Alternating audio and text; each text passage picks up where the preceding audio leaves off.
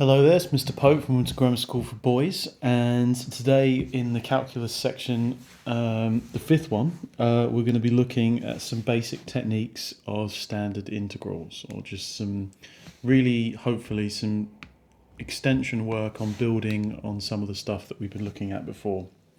So, to remind ourselves, I've only really talked about integrating polynomials of x. For example, if I've got the integral of kx to the n and I want to integrate that with respect to x like so, then what I would do is I would add 1 to the power, so that becomes n plus 1 like this, and then I would divide by that new power like so.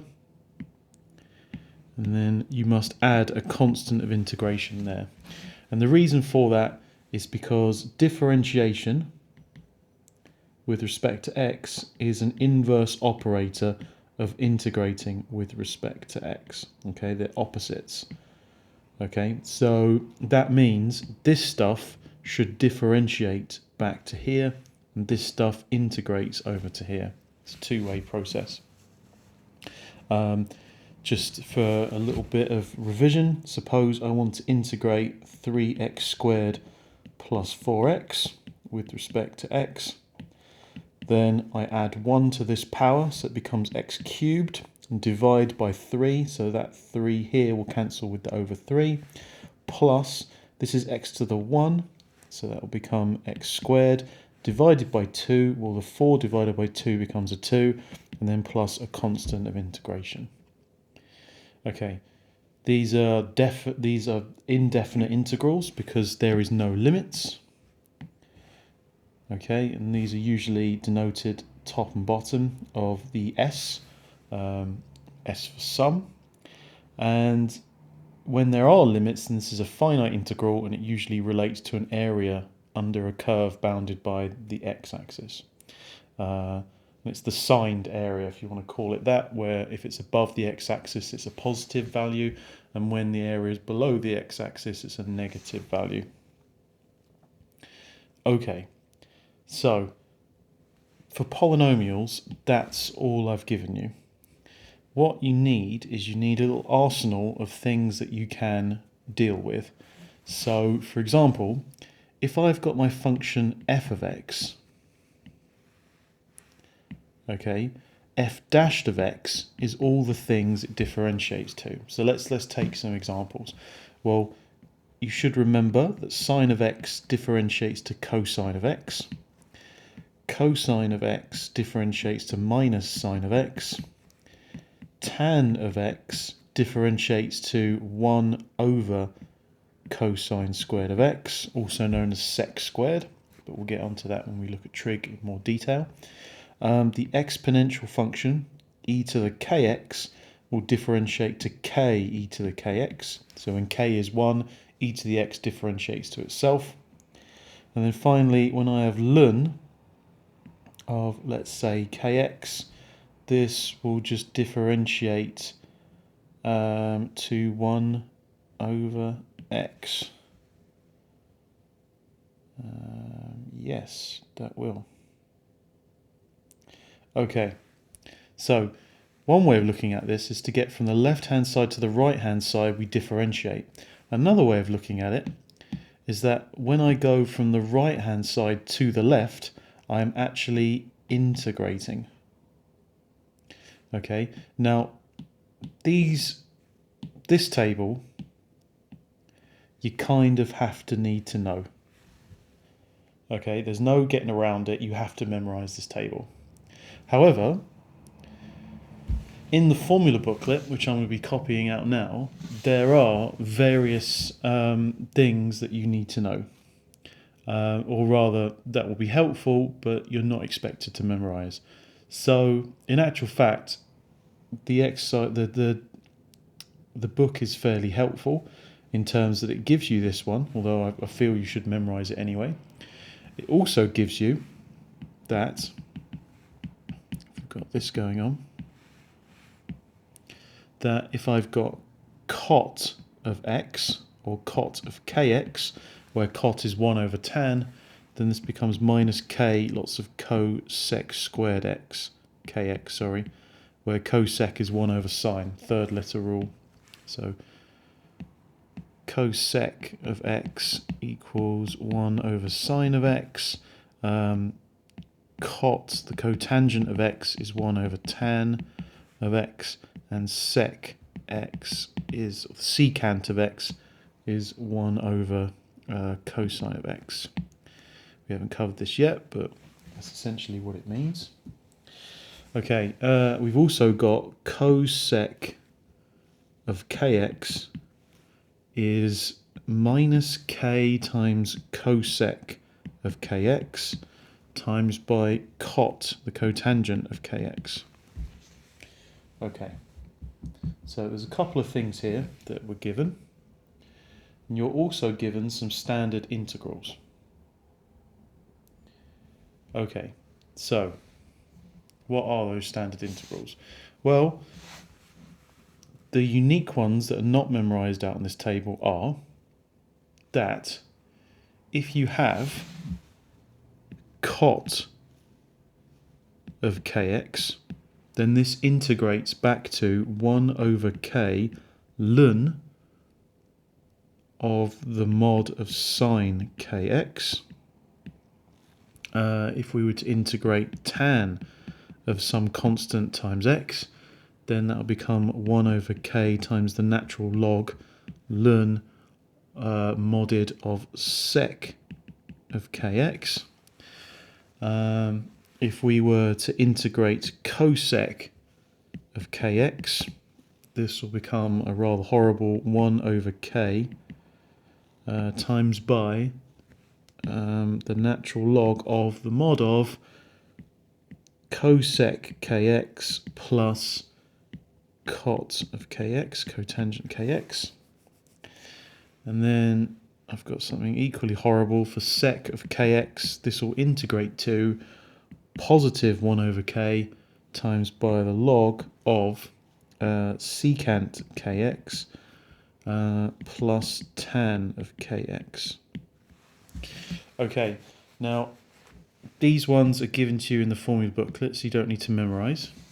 And what's good about differentiation tables is, you know, depending how you look at it, you can read it one way forward as this differentiates to this, and also this integrates back to this. So it's a bit of a 2-for-1 job. So yeah, please use them. It's good. Yeah, so these are the integrals. They're kind of like, let's put an orange around this. I would expect a good mathematician to memorize these ones here in the orange. The ones on the right, you can memorize them if you wish to. I've pretty much got most of them down. But to be honest, if you've got the ones in orange down, then you can intuitively work out the ones on the right. In actual fact, in the next video of calculus, when I look at integration by substitution, we can actually prove quite a lot of these. Well, we can prove all of them. I'll probably only prove 1 or 2 and then leave it as an exercise for you. So, okay, technique number 1. Okay, technique number 1 that I'm going to be looking at today is integration by parts. Okay, so integration by parts is very similar to the product rule when it comes to differentiation, i.e. consider the product of u, which is a function of x, times by v, and we're going to integrate that with respect to x.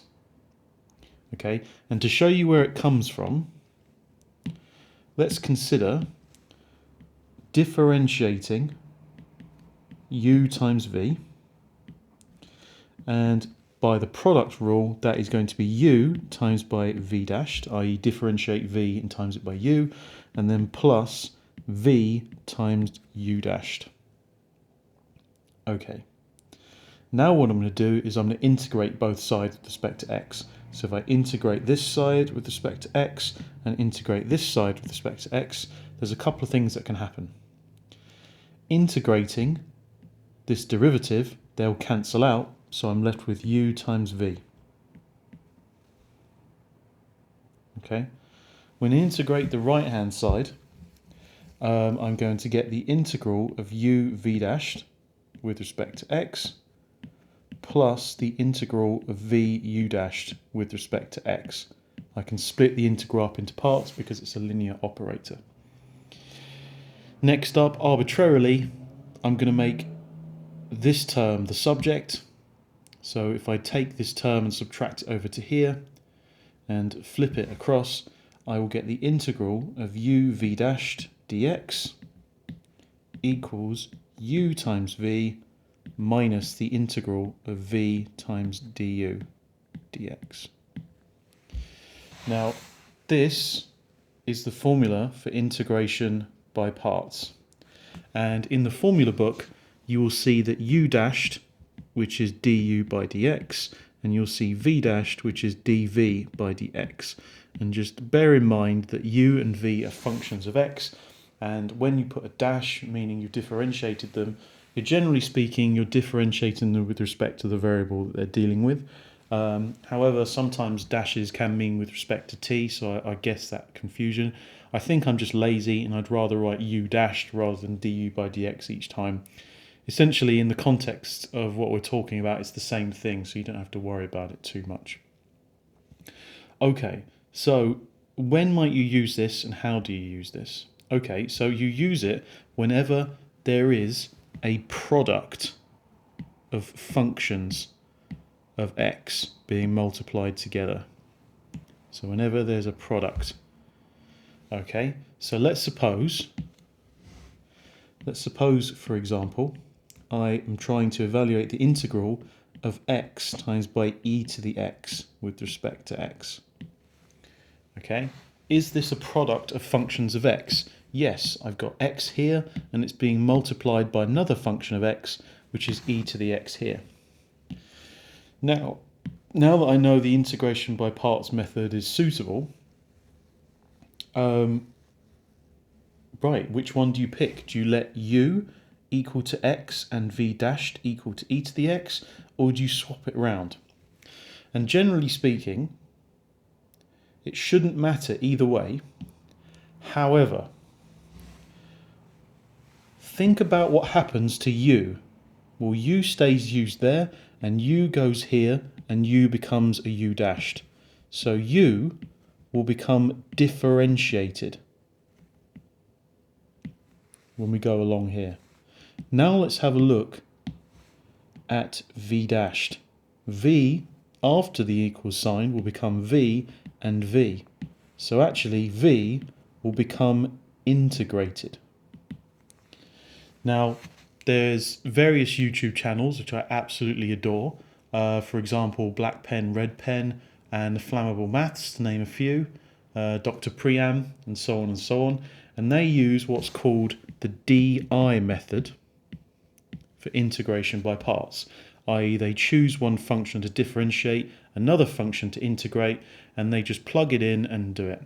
Now, there's nothing wrong with that. I think it's great. I think it really speeds up the process, but I don't think it particularly helps with the understanding, especially for someone that's just learning it. And moreover, I feel that when you start relying on methods that speed things up like that, you start to forget the underlying process of it a little bit more, and it does actually make your wider problem-solving skill set a bit narrower. There's nothing wrong with it. I mean, if you want to use it to speed things up, and actually I use it sometimes for competitive mathematics. For example, if I was going to be doing a step paper, or I don't know, maybe practicing some other exams, especially if they're in a competitive format, and I wanted to work out an integral fairly quickly, an integration by parts, I'd probably use the DI method to save time. But I think for demonstrations to students of what it is and where it comes from, I'd probably go down the route of looking at the product rule for differentiation, which they should be familiar with, and then integrating. So let's think about it. Now what I'm going to do this is my reasoning of which one to choose and why. And sometimes, again, when you use the DI method, it kind of glosses over that and it just assumes that the listener or the watcher understands the reason why they've chosen them and so on. Let's take the first function, x. What happens when I integrate it? Well, it'll become x squared over 2. What happens when I integrate it again? It'll become x cubed over, and we've divided by 3, but there was already a 2, so it's a 6. What happens when we integrate it again? It'll become x to the 4 over, and if we divide by 4, it'll be 24, and so on. Now look what happens if I differentiate it and go backwards. X will become a 1, and then when you differentiate 1, it becomes 0, and then it will forever be a 0 no matter how far you go that way. So differentiating, taking the derivative, is going backwards, like so. And taking the integral, or integrating this function, would be going forwards. Now what do I notice about this? Well, actually I notice that x becomes, if you like, simpler and cancels out after one derivative. It actually becomes a constant after one. So I would probably want to make my x the u here, because I know that if I differentiate it, it's eventually going to cancel out or become just a number, which is really easy to deal with. Whereas as I keep integrating it, it's just going to become a higher and higher degree polynomial in x, or rather it's going to be a higher degree of an x term, which is going to become squareds, cubes to the fourths, and so on and so on. If I take the other function, e to the x, well, e to the x integrates to e to the x, and that integrates to e to the x, and that integrates to e to the x, and so on. And if I work backwards, e to the x differentiates to e to the x, and that differentiates to e to the x, and so on. So really, e isn't particularly fussy, right? That one, you can choose it to be your v dashed or your u. It doesn't particularly care. So looking on that and the possible orientations, i.e. do I make x the u or the e to the x the u, it looks like the x being the u will make things a lot easier. So with that being said, I'm going to let the x equal to u and the e to the x equal v dashed. Now to evaluate this integral, it's really easy. And by the way, this stuff here that I've just explained, with experience, you can validate this in your head fairly quickly. And generally speaking, when you have polynomial terms, you want to differentiate them, because the more you differentiate them, the simpler they get. Generally speaking, when there's integer, positive integer powers of x, it tends to work out nicer. And similarly, exponential terms like e to the x or e to the 3x and so on, they're not fussy whether they integrate or differentiate. They're going to be of the same form, more or less. So this is relatively straightforward. All I have to do now is create my ingredients. So if u equals x, u dashed equals 1. So differentiate x, it becomes 1. And if v dashed equals e to the x, then v will just become e to the x as well. And now this is really easy because it's u times v, so that's x times e to the x, minus the integral of v du, or e to the x times 1 is just e to the x. Now notice how much nicer that's become when u dash became 1, because now to evaluate this integral, I just integrate e to the x, and I know exactly what that is.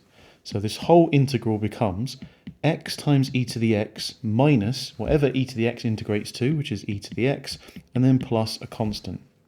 And if you really want to be fancy, this is the same as e to the x lots of x minus 1 plus a constant.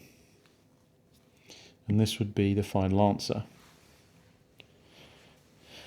Okay, easy peasy, lemon squeezy.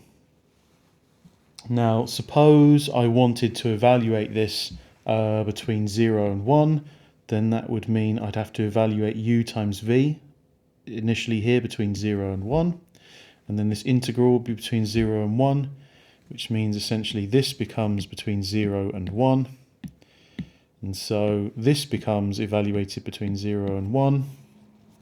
So we will get brackets when I substitute the top limit, which is 1, minus brackets when I substitute the bottom limit when x is 0. So when x is 1, I'm going to have e to the 1 times by 1 minus 1, which is 0, plus c, minus, and now when it's 0, I've got e to the 0, which is 1, times by 0 minus 1, which is minus 1, plus c. And now look, the c's cancel as they always do with definite integrals. E to the 1 is 1, 1 times 0 is gone, and then minus 1 times 1, that just appears to be 1. Easy peasy. I made a mistake there, I don't think I have.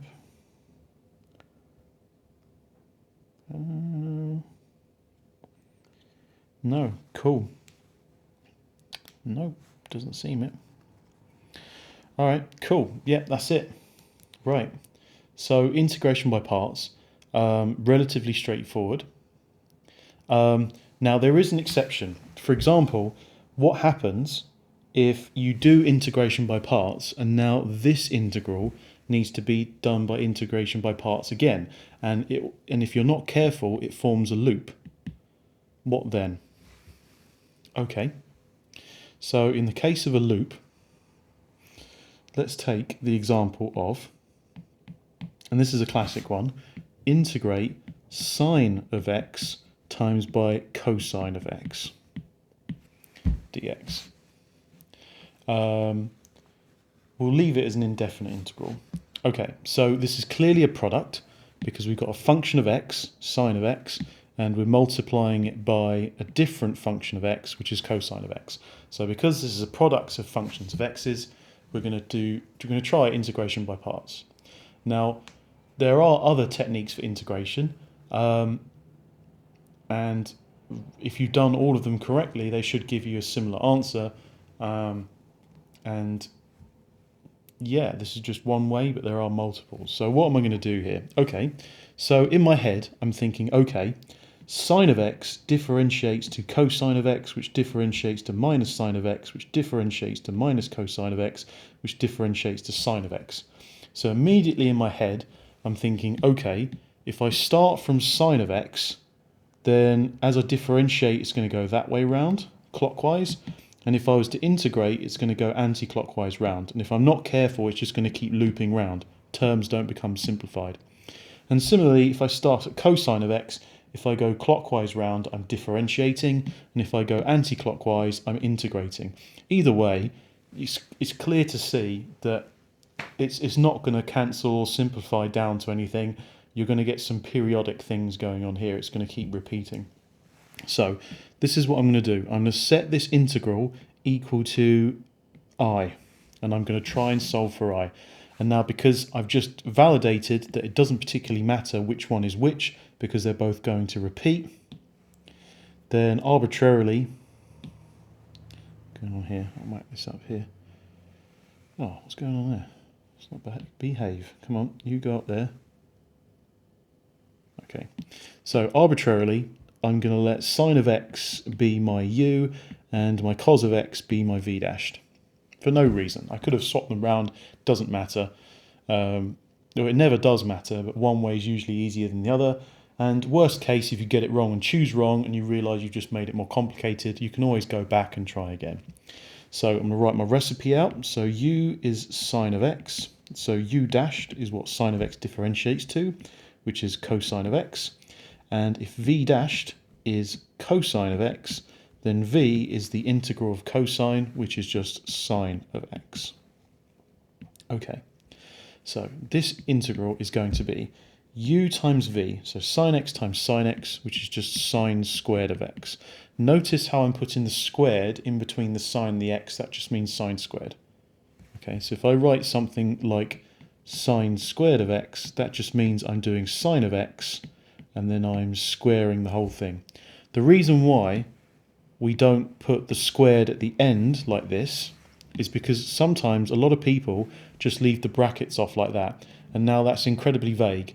Now, is that to be deciphered as sine of x all squared, or is that to be deciphered as sine of the quantity x squared?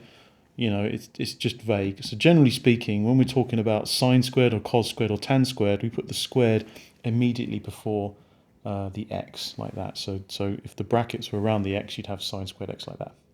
And now we're going to integrate v du. Well, that's sine x times cos x, like so. Now at this point, you'd probably be thinking, oh no, I've ended up with the exact same integral as before. And you'd be thinking like, oh no, this is really bad, what I'm going to do. Well, in actual fact, this has actually made it really easy, because if this thing is what we've defined to be as I, then essentially we've shown that I equals sine squared x minus I. And then if we add I to both sides, we get 2I equals sine squared x. And if we divide by 2, we'll get the integral is a half sine squared x. And then because we've integrated it, and it's an indefinite integral, remember to add the constant of integration right at the very end. So actually, this integral, in one of its forms, is a half of sine squared x plus c. So there's a couple of things with integrating by parts. Sometimes you have to do it a couple of times, and I'll do an example of that next. Sometimes you can do it and you realise, oh no, there's a loop, what do I do? And the way you can snip that loop is you can call the original integral I, and then you can move it around. There's actually several other methods where stuff's going on like that. And you've got recursion formulas, for example, you've got the integral between something and something of maybe sine to the power n of x dx, and you know, you can start integrating that, and for some general n you can solve.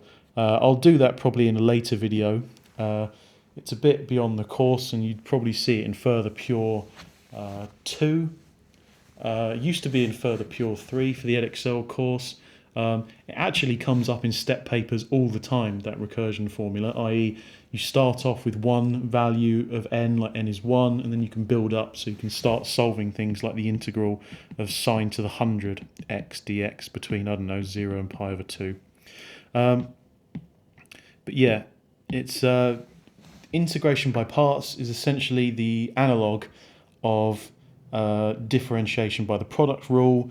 And my key hint is always just write out a little recipe before we're following the method, plug it in, and as long as you're nice and neat, you're never really going to be making mistakes. Essentially, what black pen and red pen do is this table down here is their DI method. I think they have DI and then put a plus or minus plus. I never can remember.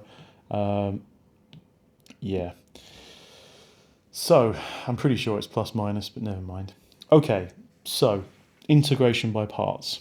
That's pretty much what I wanted to talk about there. Quite difficult, but it's, to be honest, if I'm going to stop there, integration is probably the hardest thing you're going to be seeing in an A-level maths course. And I've said this before, but I'll say it again. My favourite analogy of describing calculus is differentiation is kind of like putting a padlock or locking something. It's really easy to do. You just get a padlock, you clunk it on, it's really easy to do. Integration is the reverse process of that, i.e. taking the padlock off. And taking a padlock off requires a special skill or, you know, some kind of lock picking thing, and it depends on the padlock and various other things, and it's usually a more finer, delicate skill. It's the reverse process of putting a padlock on, and it's not just you do this, this and this. Generally, each question needs to be taken in its own special case, and there's a variety of methods I'm going to be going through to kind of expand your toolkit, if you like, but you know, you just have to bear with it, and the good news is the more you practice these things, the better you'll be at identifying what type they are, what methods to use. There's some integrals that even today as a human species we don't know how to do. For example, the partial differential equation of the Navier-Stokes equation, that has no general form, although we can pretty much tell a few special cases of the solutions. As a species, we haven't solved it yet. Maybe we'll talk about that and how to find special cases by eye at some point. But for now, just bear with. Need to Learn how to crawl first before we can walk and run. So that's the first method, integration by parts. And luckily for you, it's in the formula booklet, so you don't have to worry about memorizing it. Okay, step number 2, reverse chain rule. Okay, now this comes in various forms. The textbook treats it as one way. I treat it as the same, but a little bit others. I think this reverse chain rule is a bit vague. There's lots of things going on here. I think the first thing you need to notice is that whenever you have an integral where you've got a fraction where the bottom differentiates to the top, this is just going to integrate to ln of the mod of the bottom function plus a constant. You don't even have to think. So an example of that would be, say example, I've got 2 over, let's say, 2x plus 3 with respect to x. Now, 2x plus 3, if I was to differentiate just the 2x plus 3 part, forget the fact that it's on the bottom of a fraction, just look at that part. Does 2x plus 3 differentiate to the 2 above? Well, yes, it does, because 2x differentiates to 2 and the 3 disappears because it's a constant. So because I can use the reverse chain rule, then essentially I've got ln of the mod of the bottom function, which is 2x plus 3 plus a c. Okay, now the reason why this reverse chain rule works is we're going to have to use something called integration by substitution in the next video.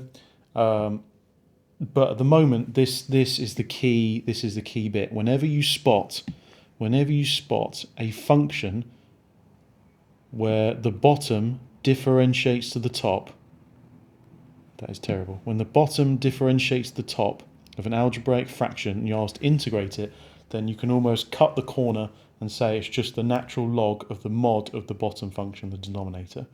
So maybe actually that would probably explain why, where is it? That tan of x integrates to ln of sec of x. Let's think, why does tan integrate to ln sec of x? Well, so let's take another one, e.g. number 2. If I was to integrate tan of x dx, this is the same as the integral of sine of x over cosine of x dx. Yeah, because tan is sine divided by cos. Well, I know that cosine, well, sine differentiates to cosine, and cosine differentiates to minus sine, and minus sine differentiates to minus cos, and so on. Now, cosine differentiates to minus sine. So I'm not quite there yet.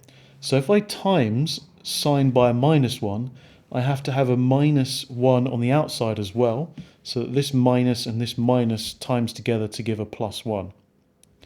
Now that being said, the bottom does differentiate to the top. So now this will become negative, because the negative on the outside, ln of mod of the bottom, which is cosine x plus c.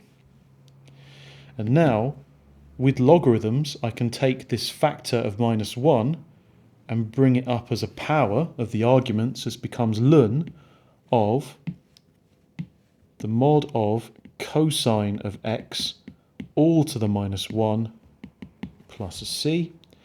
And cosine x to the minus 1 is just 1 over cosine x. And as you can clearly see, as I said before, 1 over cosine is just sec of x. So it becomes ln sec of x is what the integral of tan becomes. So actually that's a fairly easy one to prove. So this just becomes the ln modded of secant of x. Okay, now also this probably will explain why 1 over x integrates to ln over this, because if you think about it, x differentiates to 1, so it would just become ln of the bottom. Now, you're probably thinking also, why is it this ln k of x differentiates back to here? Well, because of the following. Ln k of x is ln of k plus ln of x. Now ln of k is just a constant, so when you differentiate that, that goes to 0.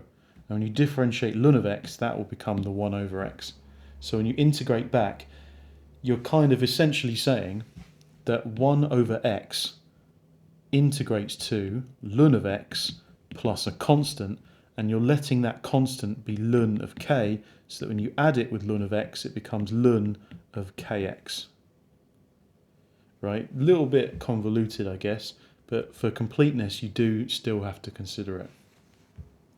So, for example, if I've got ln of 2x, and I was to differentiate that, it would still become 1 over x. The same as ln of 3x would differentiate to 1 over x, and so on and so on.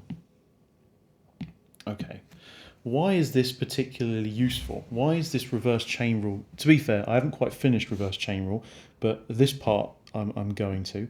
So, why is reverse chain rule particularly useful? Because if we consider partial fractions, we can now start to integrate partial fractions pretty well. So what do I mean by that? Well, let's suppose I'm asked to integrate 1 over x squared minus 1 dx. Okay, well 1 over x squared minus 1 is the same as 1 over x minus 1 times by x plus 1. Remember, because I can factorise the difference of squares. So by partial fractions decomposition, this is the same as a constant over x minus 1 plus another constant over x plus 1. And in the usual way, I'll multiply by the denominators on both sides to get 1 equals a lots of x plus 1 plus b lots of x minus 1. And I can solve various ways, either by substitution or by comparing coefficients. So by comparing coefficients, I'll have a plus b, which is the amount of x's, is 0. And by comparing constants, I'll have a minus b equals to 1. Clearly, when I add these two equations together, I'll get 2a equals 1, so a equals a half. And since a plus b equals 0, then b must be minus a half. What will happen now is this means, since a was a half, that would be 1 over 2 lots of that, and since b was minus a half, that would be minus 1 over 2 lots of that. That means I now have to integrate 1 over 2 lots of x minus 1 minus 1 over 2 lots of x plus 1. And you might be thinking, okay, how has that made things any easier?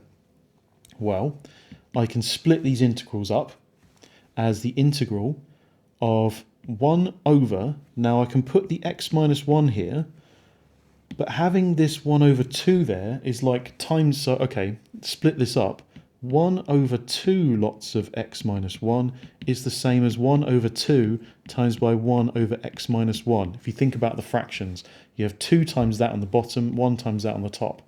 So that integral will just be a half of the integral of 1 minus x minus 1 over x minus 1 dx, and then subtract, and then for a similar reason, I'm going to have a half of the integral of 1 over x plus 1 dx.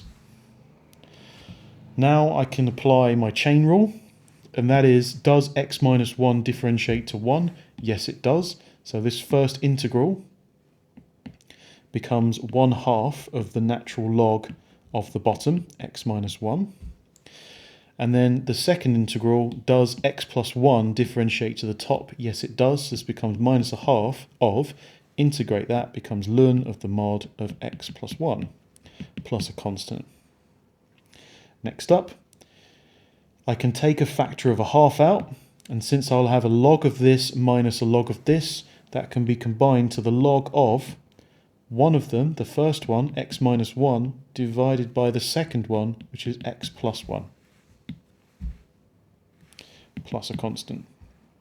And now, since this half is a factor on the outside, I can bring it up as a power.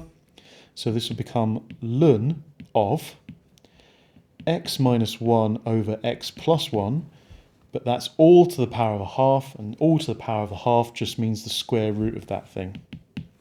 So this integral is actually ln of the mod of the square root of x minus 1 over x plus 1, and then add the constant of integration. There you go. So with this little bit of the reverse chain rule, we can now integrate partial fractions. We can now integrate more horrible fractions. So I've dealt with the case when we're multiplying functions of x. I've dealt with the case when we're dividing by functions of x, if you like. Now we have to consider a few other things. So this is what I consider to be the reverse chain rule. Now suppose we've got a function like this. Suppose I've got the integral of, let's say, the square root of 2x minus 1 dx. Okay, and this can be written as 2x minus 1 to the power of a half integrated with respect to x. And now the other technique of integrating by the reverse chain rule is literally thinking about what function using the chain rule would I have to differentiate to get 2x minus 1 to the half, and then playing around with it. So by the chain rule, if this whole thing was a new variable like x, then essentially I'm integrating x to the half. So consider differentiating with respect to x the function 2x minus 1 to the power of 3 halves. Because I know when the 3 halves comes down, then, you know, that power is going to decrease by 1 and it's going to become a half. So at least I'll have got that bit right. So let's differentiate this thing. So the 3 halves comes down, so it's 3 halves, times by, and then it's the function still, which is 2x minus 1, lower the power, so that becomes a half, and then you have to times by the derivative of the argument, which in this case is 2, and now we're there, we've differentiated it. If we tidy this up, this 2 and this 2 cancels, and now I've got 3 lots of this thing, is what happens when I differentiate this function. Pardon me, hold on. Oh, I thought I was going to sneeze. Right, okay. So what's the problem? Well, you're probably thinking, okay, that's really good if I've got 3 lots of this function, but I've only got 1 lot of it up there. So not to panic, if I divide by 3 both sides, then a third of that derivative is what we wanted, 2x minus 1 to the half. So now, because differentiation is a linear operator, I can take this third and I can shove it in there like that, and this still works. Therefore, because I have intuitively guessed using the chain rule in differentiation, I can now tell you that this integral is 1/3 of 2x minus 1 to the 3 halves plus a constant. Okay, do you see how I used this to put it into here? Now, this technique takes a while and experience to see. Generally speaking, it's not a good idea to do this, purely because if you can do this kind of thing, then integration by substitution would be the better bet. But the problem is, with integration by substitution, you have to spot the substitution. If I take a harder example, let's suppose I want to integrate sec squared x times by tan squared x dx. Then by the reverse chain rule, let's consider differentiating. Now, I know that when I differentiate tan, it pops out a sec squared by the chain rule, because tan differentiates a sec squared. And if I've got a tan squared, that means I may have possibly differentiated a tan cubed. So let's try differentiating tan cubed. Well, if I've got tan cubed, then something cubed differentiated with respect to that something becomes 3 of that something squared, so it lowers a power, and then you multiply by the argument, which would have been tan x. Remember, tan cubed of x is the same as tan of x all cubed. So when I differentiate tan of x, it becomes sec squared of x. Okay, next question. How does this and the original integral relate? Well, I've got a 3 there. It just so happens to be the same 3 as what I had before. So if I divide by 3 both sides, I would get a third in this case, and that third would pop into here again. So I could easily see this as be 1/3 of tan cubed of x plus a constant. Let's suppose I make it a little bit more horrible. I don't know. Let's say it was something really nasty. Let's suppose instead of tan squared, this was actually tan to the 5. So it's really intimidating, and any kind of trigonometric substitution would just be a bit horrible. Integration by substitution would probably be the best bet. But let's suppose it's something like that. Then I would consider 1 power up from that, so that'd be tan of x to the 6. So what would that become? That would become 6 tan to the 5 of x, because something to the 6 differentiated with respect to that something using the power rule, which would be 6 lots of tan that thing to the 5. Don't forget to times by the argument differentiated, which is sec squared. And then clearly I'm going to have to divide by 6 both times here for that to work. So this integral is just going to be a 1/6 of tan of x to the power 6 plus a constant. So it may look like I'm having to solve something really difficult, but in actual fact, with a little bit of keen intuition and being really familiar with the chain rule, you can actually apply it in reverse. And again, you know, the likelihood of using that in favour of substitution is really quite low. Now, all of these techniques apply to definite integrals as well. You just have to remember to sub in the limits. To be honest, I'm just trying to think, was there anything else I wanted to talk about before I just plod on with stuff? So, yeah, no, I've done standard integrals, that's all up here. I've done integration by parts, which is essentially when you're trying to find the integral of a product. I've done reverse chain rule, which is the special case of when you've got a fractional thing. And if it's not the case where the denominator differentiates to the numerator, then you may have to algebraically manipulate it first, or do some partial fraction decomposition first. It depends on the question. There's no shortcut there. So in actual fact, I think I've pretty much covered all I wanted to do today. So to finish off, oh boy, 47 minutes. I've got a few examples. You may have to do some trigonometric substitution here. But yeah, pause the video, give yourself a go. Just going to grab a drink.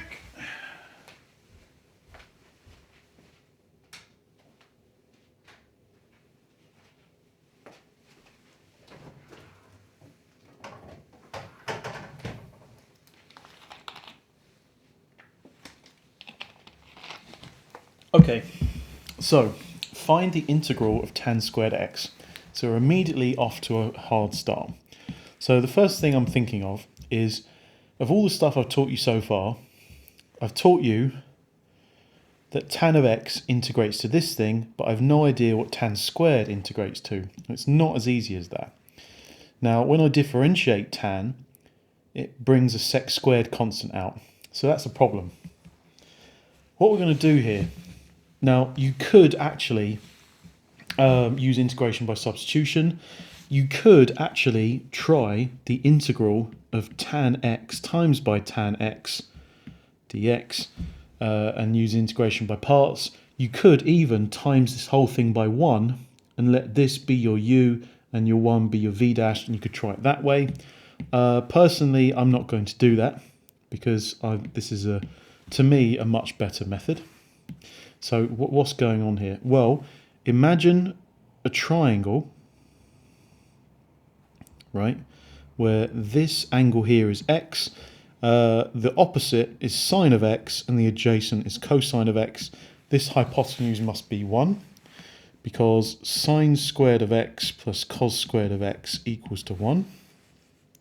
And now, if I divide everything by cosine x, so that becomes sine x over cosine x, which immediately becomes tan. Cos x over cos x immediately becomes 1 for all values of x. and 1 over cosine x becomes a sec x.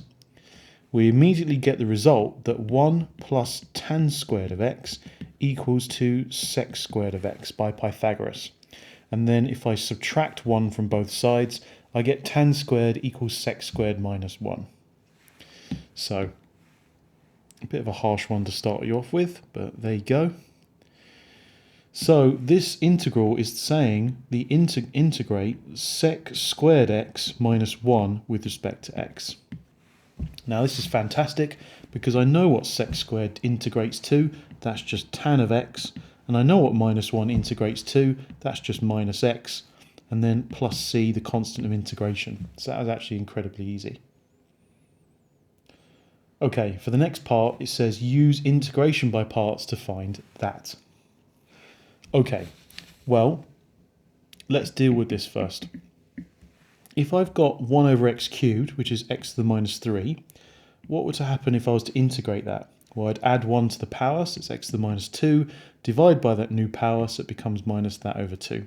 If I integrate again, I'm going to add 1 to the power, which is minus 1, and then divide by that new power, so minus 1 over 2, okay, so it's just going to be positive 2.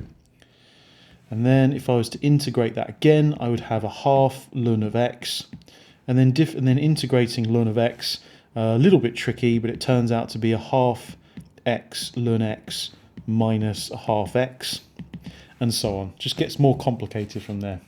If I was to differentiate x to the minus 3, then the minus 3 power comes down, it becomes x to the minus 4.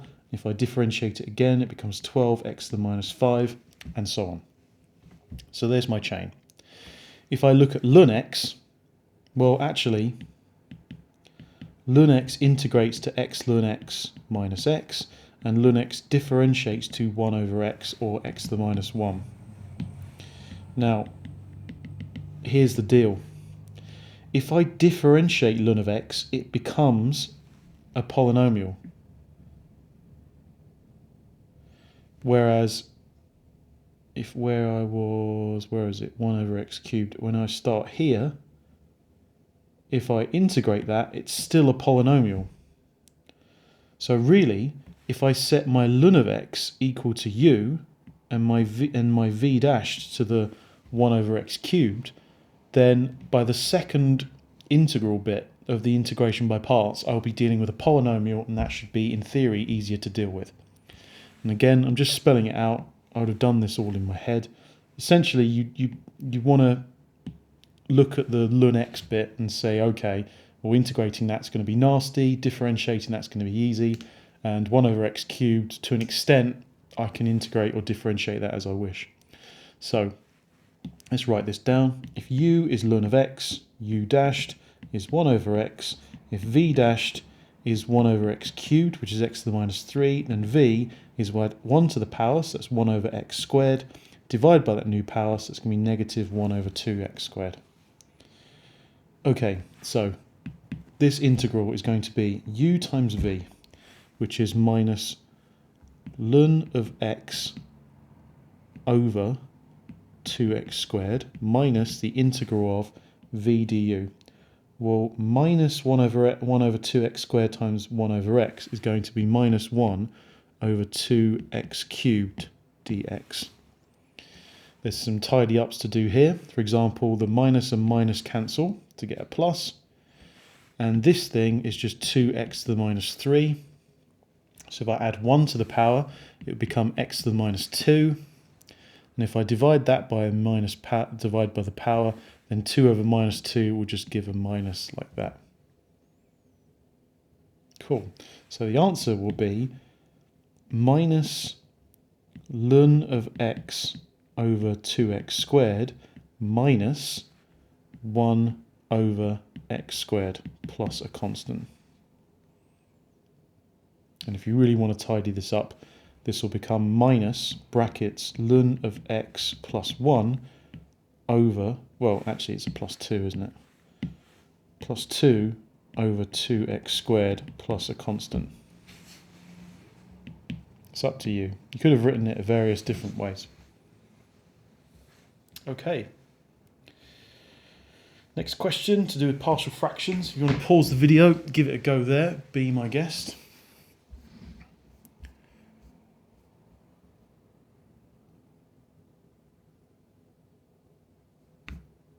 Okay, right, so express f of x in partial fractions. Okay, so, right. Well, that should be revision. So we've got 1 plus 14x over stuff equals a over the first one. So it's going to be a lots of the other one, 1 plus 2x, plus b lots of 1 minus x if I've skipped stages and multiplied by the denominator. If I compare coefficients again, so a plus b, which is the constants, equals 1, and 2a minus b equals the coefficients of x's, which is 14. If I add these two things together, then 3a equals 15, so a equals 5. And a plus b equals 1, so b equals minus 4. So f of x is actually equal to a, which is 5, over 1 minus x, plus b, which is minus 4, over the other factor, which is 1 plus 2x in the denominator, like so. Part B, find the exact value of that given your answer in the form of ln p, where p is irrational. So if I want to, and I'm going to copy this,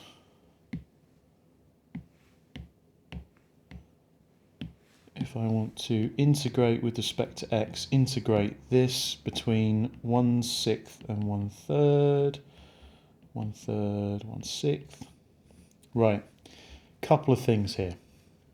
One, let's break this integral up. So let's have 5 integral between 1/6 and 1/3 of 1 over 1 minus x, minus 4 lots of the integral of 1 over 1 plus 2x dx between a sixth and a third. Okay, I'll do this in a different colour. Now, 1 minus x differentiates to minus 1, so I've got to put a minus on the outside so that cancels. And 2x, 1 plus 2x on the bottom of the other one over here differentiates to 2. So if this was a 2, I times it by 2, I have to divide by 2 on the outside. So, in actual fact, this will become minus 5 ln of 1 minus x minus 4 over 2, which is 2 ln of the other one, which is 1 plus 2x, all evaluated between 1/6 and 1/3. Okay, pretty easy. So what I'm going to do is I'm going to tidy up these logs first. So if I take that minus 5 and put it as a factor over here, this becomes 1 over 1 minus x to the 5. Right, because the negative power reciprocates it and raises it. And then minus 2, well, that 2 will go up and make that a squared. But then the minus will make that. And when I add logs, I'm going to multiply them together. So this becomes ln of 1 over 1 minus x to the 5 times by 1 plus 2x squared between 1/6 and 1/3. So this will become brackets, brackets, minus brackets, brackets. This will become ln of 1 over 1 minus a sixth is 5/6 to the 5 times by 1 plus 2/6.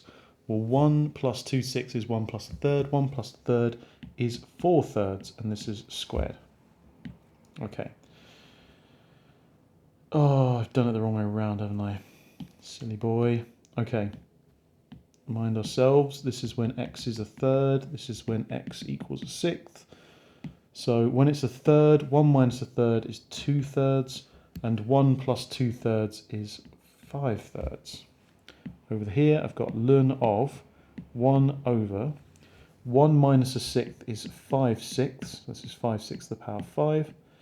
And 1 plus 2/6 is 1 plus a third, so that's 4/3 squared. Okay. Well, I'm going to have ln of 1 over, I'm going to have 2 to the 5 times by 5 squared. Is there an easy way of doing this? No, I'll just do it. So it's 2 to the 5 times by 5 squared. And this will all be over 3 to the 5 times 3 squared, which is going to be 3 to the 7, minus ln of 1 over, I'm going to have 5 to the 5 times by 4 squared, 2, which is 2 squared squared, so that's going to be 2 to the 4, over 6 to the 5, which is over 2 to the 5 times 3 to the 5, but then that's times by 3 squared, so that's 3 to the 7. If we simplify this, this is going to be ln of 3 to the 7 over 2 to the 5 times 5 squared, minus ln of 2 to the 5 times 3 to the 7 over 5 to the 5 times 2 to the 4. And then when we divide these things, that's same as adding the flip. Well, because, yeah, you raise it to the minus power, it's going to flip it. So this is ln of 3 to the 7 over 2 to the 5 times 5 squared, times by the flip of this, which is 5 to the 5 times 2 to the 4, over 2 to the 5 times by 3 to the 7. If I got that right? Yep, seems legit. So, that 3 to 7, that 3 to 7 will cancel.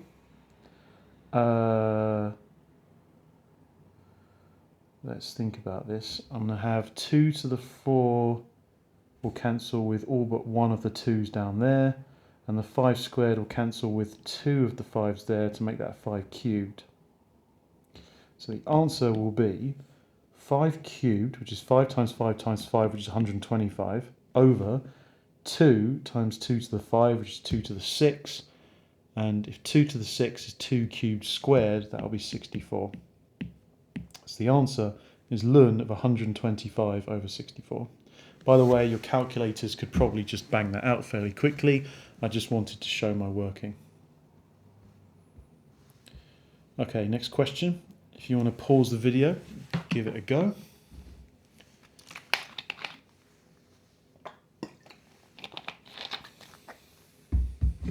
Okay, find the integral of the square root 5 minus x.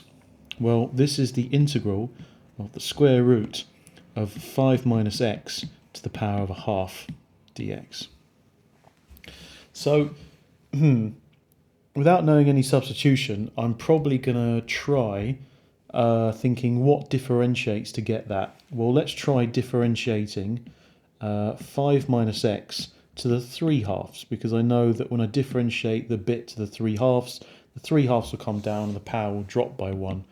So if I try that, I'll have 3 halves times by 5 minus x to the half, but now I have to differentiate 5 minus x and whack it in here, which is just minus 1. So it's almost there, but I've got a minus 3 halves on both sides. So if I divide by minus 3 halves, that's the same as timesing by minus 2/3. So by showing that minus 2/3 of 5 minus x to the 3 halves differentiates to 5 minus x to the half, I've shown that 5 minus x to the half actually integrates to minus 2/3 of 5 minus x to the power of 3 halves plus a constant. Yeah, a bit tricky. Part B, the diagram above shows a sketch with curve equation, blah, blah, blah. Using iteration by parts or otherwise, find that. Okay, well, I know how to integrate this, so I'm guessing they want me to set this to my v dashed and this to be my u. So let's do the recipe bits. U is x minus 1 and u dashed is going to be just 1. V dashed is 5 minus x to the half, and v, integrate that, I've just done that in the previous bit, which is minus 2/3 of 5 minus x to the 3 halves. I don't need to include the plus c at this point, it's just going to be included at the end.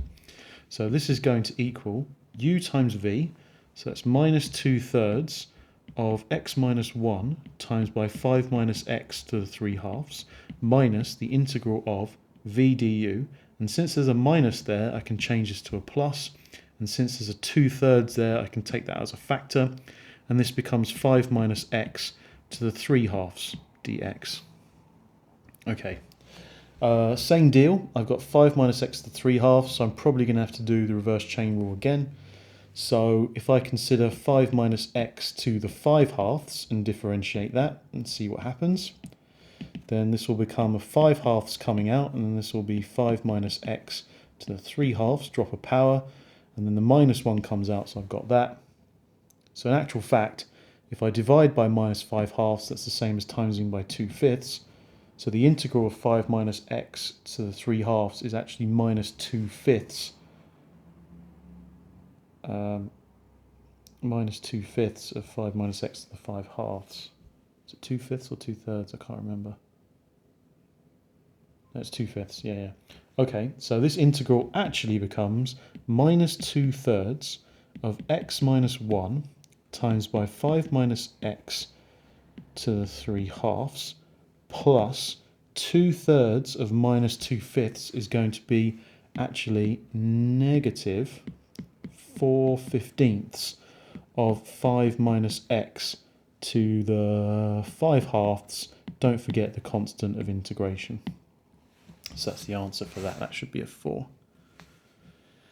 Okay, and then hence find that integral evaluated between 5 and 1. Okay, so now we just have to substitute the values in. Well, actually, is this going to be easy? Well, when I substitute 5 in, this term disappears because I've got a 5 minus 5, which is a 0. And 0 to the 3/2 is still 0, so that term disappears. And I sub 5 into there, 5 minus 0 is 0 again, so that disappears. I don't have to worry about the c because it will cancel anyway, so this is just a fat 0. When I substitute 1 in, this term disappears because I've got an x minus 1 as a factor, and 1 minus 1 is 0. However, this term is not, because 5 minus 1 is 4, and 4 square rooted is 2, 2 to the 5 is 32, and that's being times by -4 over 15. So 4 times 32 is 128, so the answer is going to be positive, because minus 128 over 15. And that won't cancel down anymore, because 128 is 2 to the 7, and 15 is 3 times 5. So as a top-heavy fraction, that's the answer for the final bit. Cool. Okay, pause the video, give it a go yourself.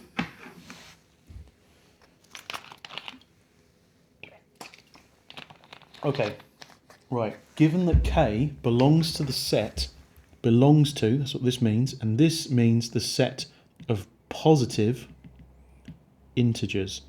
The z bit means the integers, and this little plus sign means it's the positive integers. Okay, so bearing in mind k is the set of positive integers, show that that thing is independent of k. Right. Reverse chain rule. Does the bottom differentiate to the top?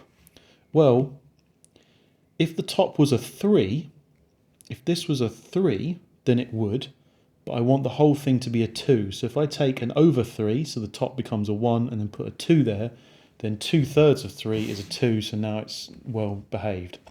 So now this whole thing will become 2/3 of ln of the bottom, which is 3x minus k, and this is to be evaluated between 3k and k.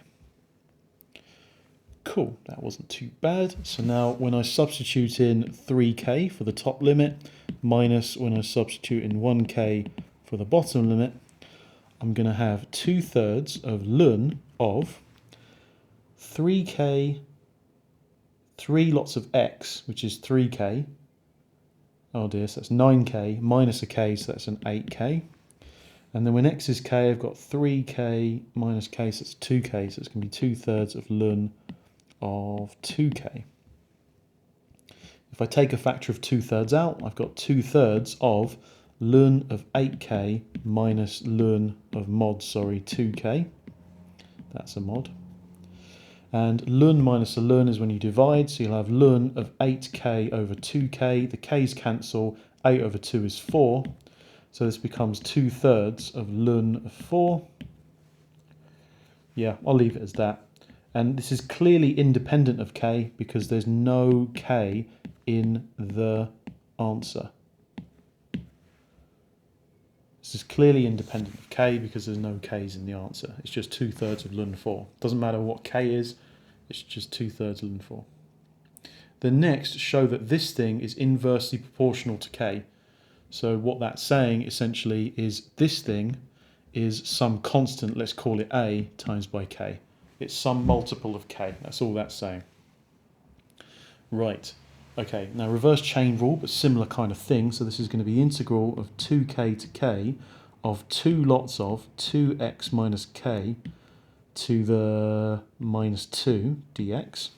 And now I can take this constant value of 2 and put it on the outside. And now consider 2x minus k to the minus 2. What would I have to differentiate to get that? Well, it looks like I'd have to differentiate a 2x minus k to the minus 1. Because if I were to differentiate that, the minus 1 would come down. I'd have a 2x minus k and then lower the power, so minus 1 lowers down to minus 2. And the argument differentiated, 2x becomes a 2. The minus k is a constant, so it stays the same. So minus 2, lots of 2x minus k to the minus 2, is what happens when you differentiate 2x minus k to the minus 1. Now, in actual fact, I can be sneaky. I've got 2 lots of this thing, but when I differentiate this, I get minus 2. So really, if I just want positive 2 of that, I need to have negative of this. So this whole thing becomes negative 1 over 2x minus k.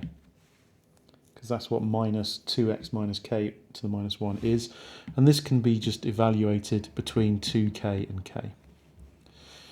Right, so working down here, so when I substitute in 2k and k over here, I'll have negative 1 over 2 lots of x when x is 2k, so that's 4k minus k, so that's a 3k, equals to negative 1 over 2 lots of x when x is k minus k, so it's just going to be a k.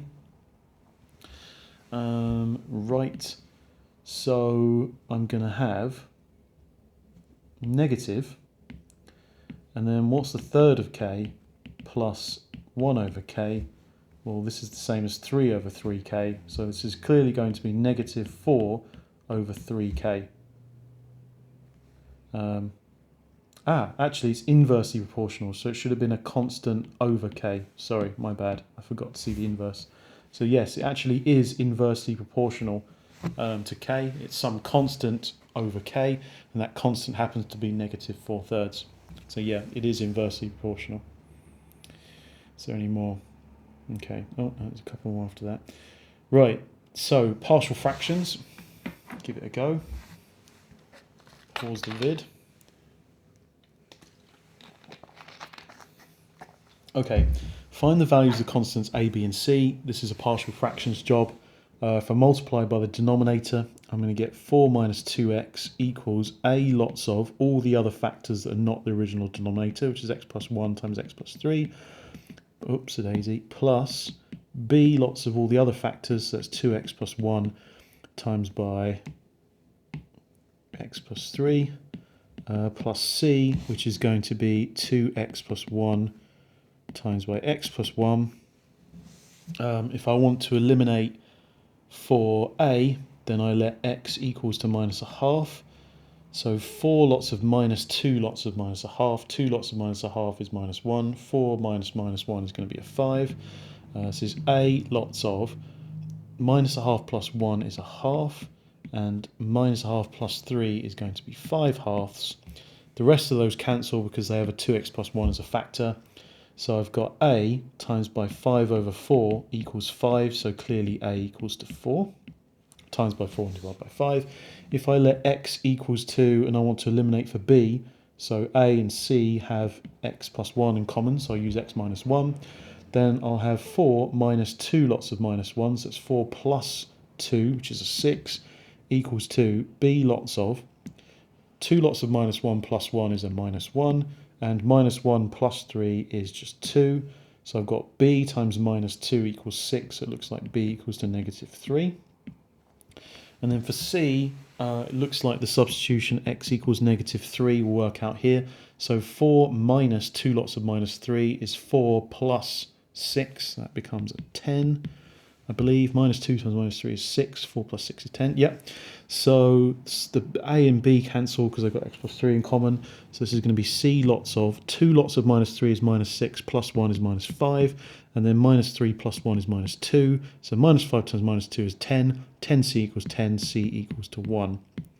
So this will actually come out quite nicely as A is 4. B is -3. And C is plus 1. There you go, being very lazy here. Hence, find the integral of that thing. That's quite easy to do. The integral of f of x dx is going to be, well, 2x plus 1 differentiates to 2. I've already got a 4 up there, so if I split that 4 into 2 times 2, so I take a 2 out, that becomes ln 2 ln of 2x plus 1. Now if I take the minus 3 out, then this works out fine, so that's minus 3 ln of x plus 1. And the last one, to bottom, does differentiate to the top, so it's going to be plus ln of x plus 3. So this is actually going to become ln of 2x plus 1 squared, because that 2 can come out. I've got a plus ln of x plus 3, so it's going to be multiplied, and then it's divided by, and this minus 3, that will make that an x plus 1, all cubed on the bottom, plus c. Okay, so that's my answer for part BI. For part BII, and then evaluate that between 2 and 0. So let's plug that in. So ln of, this is when x is 2, and this is when x is 0, and I'm going to have ln of this thing. Okay, so when x is 2, I've got 2 times 2, which is 4, plus 1 is 5. 5 squared is 25. Times by 2 plus 3, which is another 5. And then 2 plus 1 is 3. 3 cubed is going to give 27. So the first one is clearly going to be ln of 5 times 25, which is 125 over 27, minus, and then when I substitute in 0, I'll have 2 lots of 0 plus 1, which is 1 squared, times by 0 plus 3, which is 3, and then 0 plus 1 all cubed is 1 cubed. So this is clearly going to be ln of 3. If I do ln of this thing minus ln of 3, that's the same as taking this thing and divided by 3. So I'm going to have ln of 125 over 27 times 3, which is 81. So the final answer is ln of 125 over ln of 81. And that's it. K is a constant. That K happens to be 125 over 81. Okay. Right. Show that this is a thing. So pause the video, give it a go yourself.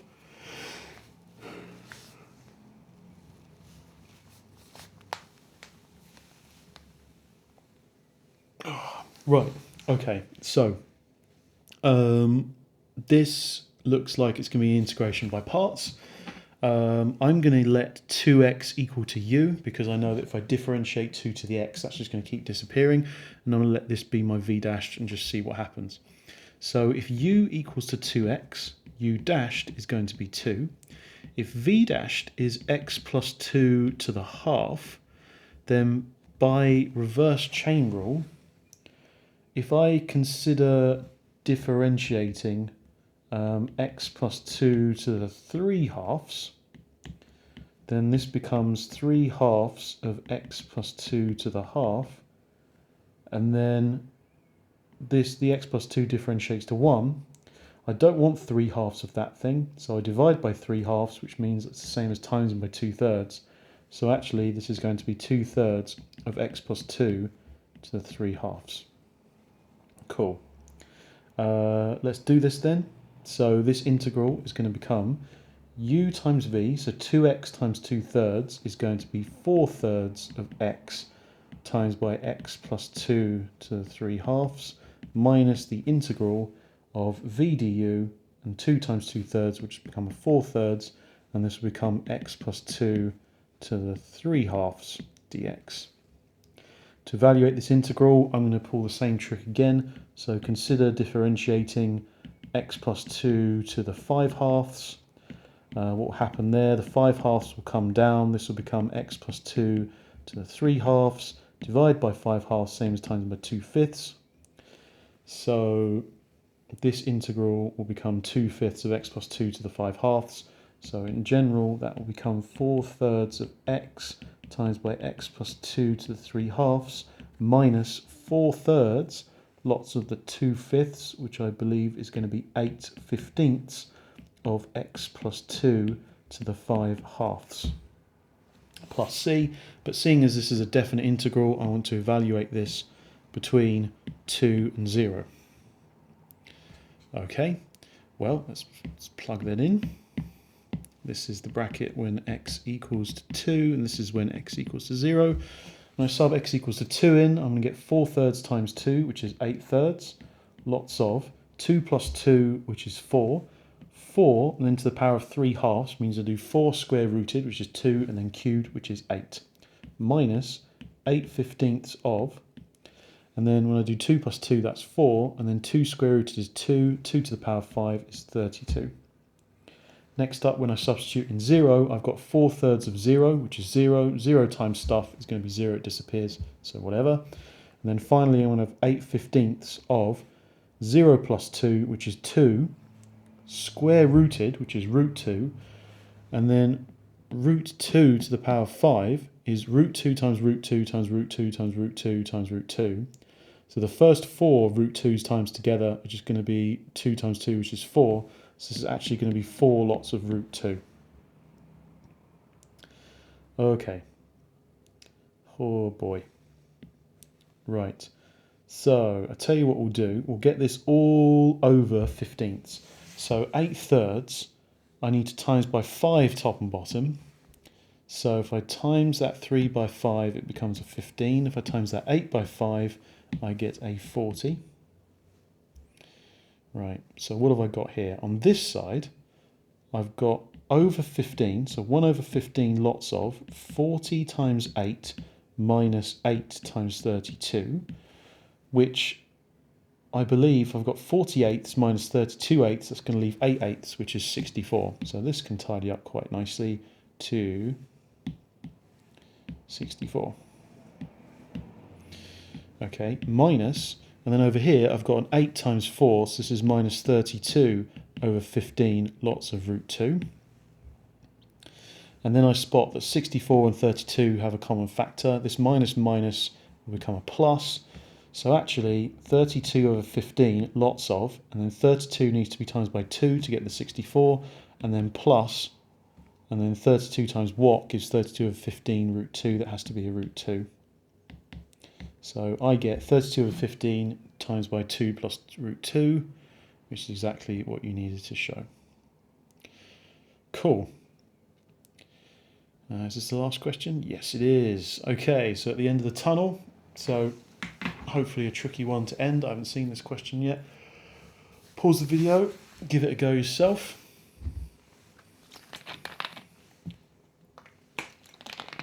Okay, figure 2 shows a sketch of part of a curve C with equation y equals x times ln x. The line L is a normal to C at the point EE. The region R, shown shaded in figure 2, is bounded by curves C, L and the x-axis. Show the exact area of R is that. Okay, so a couple of things we're going to need to know. 1, what's this point? 2, what's this point? And once we know that, actually, this is fairly easy, because what we're going to do is we're going to draw a vertical line down from there, and then we'll know what the length of this is and the height of this is, so we can work out the triangle. And then we're going to have to integrate the curve between this point and E to find out the region of this bit. So actually it's not too bad, as long as you've got a strategy for it. So the key points are we need to know this and need to know this. Right, first of all, how are we going to work out this point here? Well, that's the original curve x ln x when y is 0. So when 0 equals x ln x. Interesting. Okay, so either x equals to 0 or ln x equals to 0, and that's when x equals to 1, if we take the exponent of both sides. Well, clearly, when x is 0, we're talking about the origin, and x equals 1 must be this point here. So I now know that point is 1, 0. Cool. Let's work on the next point over there. Now, it said the line L is the normal to C at the point EE. So we're going to need to work out the equation of that normal. So I need to differentiate this thing. So product rule, leave the x alone. So dy by dx is leave the x alone, differentiate the ln of x to get 1 over x, plus differentiate the x to get 1 times by leave the ln of x alone. X times 1 over x is 1 plus a ln x. And now I know that at the point x is e, so dy by dx at the point when x equals e is going to be 1 plus ln of e. Ln of e cancels to be 1. 1 plus 1 is 2. That means the gradient of the perpendicular is going to be the negative reciprocal of 2, which is minus a half.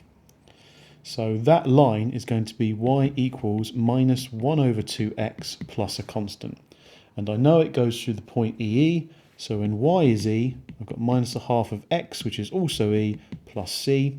If I add a half of e to both sides, I get 3 halves of e equals to c. So I now have y equals minus a half of x plus c, which is 3 over 2e. I want to work out where it crosses the x-axis, so I let y equals to 0. If I times both sides by 2, I get 0 equals minus x plus 3e. So clearly x equals to 3e. So this point here is 3e, 0. Wicked. So what's the area of this triangular bit?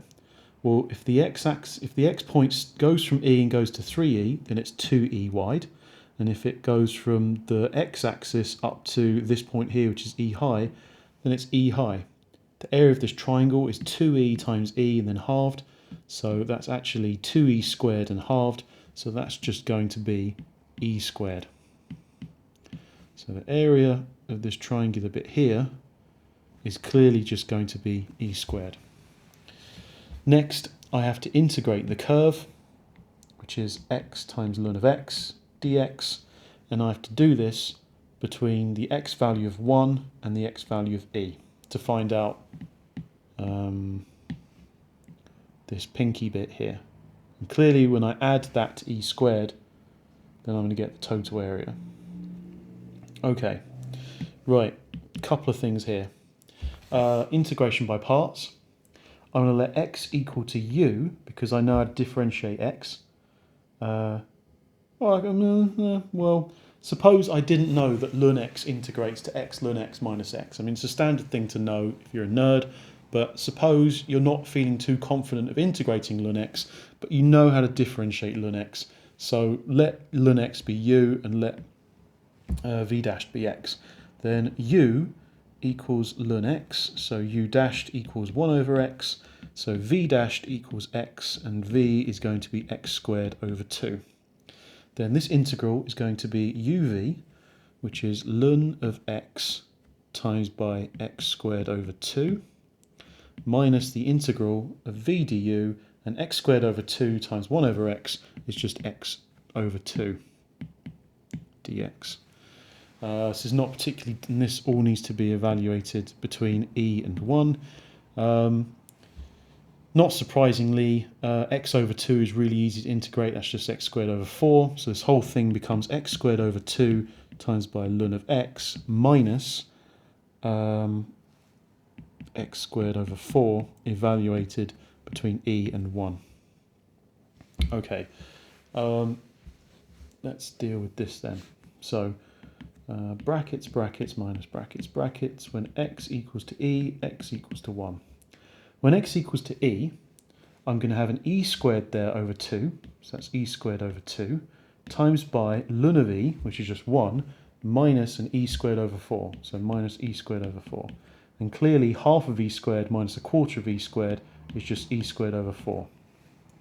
When I substitute 1 into all of this, I'm going to have 1 squared over 2, which is a half, times by ln of 1, which is 0, so that term disappears, minus 1 squared over 4, which is a quarter. So actually, I'm going to have e squared over 4 minus a quarter, which becomes plus a quarter. So now the total region R is the area of the triangle, which I've worked out to be e squared, plus the area of the integral bit, which is e squared over 4 plus a quarter. So in total, a whole plus a quarter is 5 quarters of e squared plus 1 quarter. And it wanted it in the form of a times e squared plus b, where a and b are rational numbers. It looks like a, the amount of e squareds, is 5 quarters, and b, the rational constant term, is just 1 quarter. There you go. Lovely jubbly. All right, well, hope you enjoyed that. Lots of stuff there. Really getting difficult stuff. We're now looking at year 13 integration, which historically students across the country struggle with. It's the upper end of it's the starting to get to the upper end of calculus that you see at high school, but not really unless you're doing further maths. But yeah, hopefully you enjoyed that. Toodaloo.